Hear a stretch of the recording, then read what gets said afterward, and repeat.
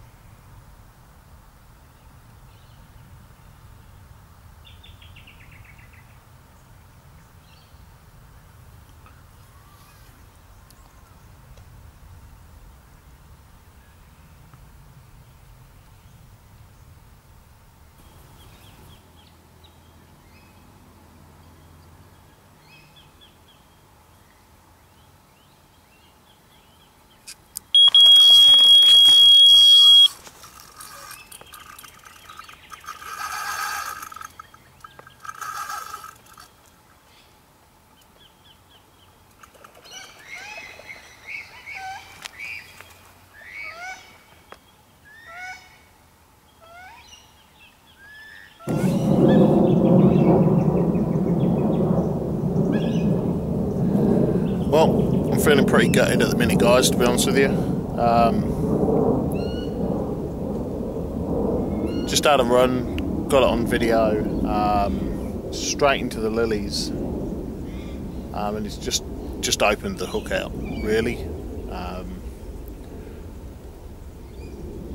The thing that's frustrating me is I recently changed hooks, like literally last week.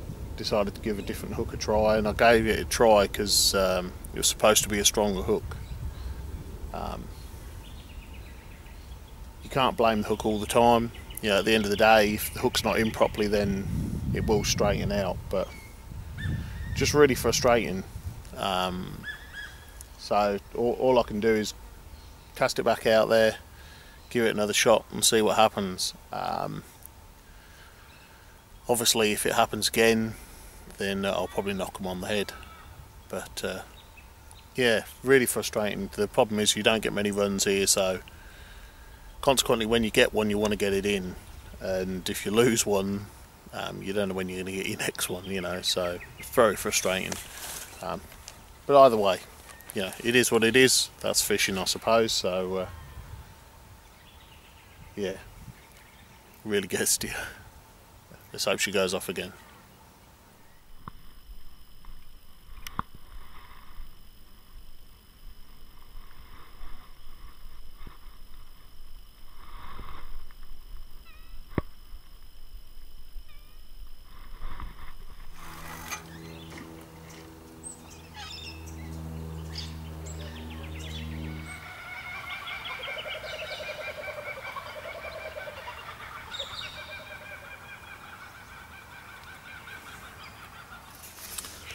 Something I did just want to cover off, guys, is the amount of tackle that I take. I don't take an awful lot when I'm on day sessions. Basically, most of what I use, other than bait and needles, is in a little, you know, thinking angler's pouch like this. Got some lead core,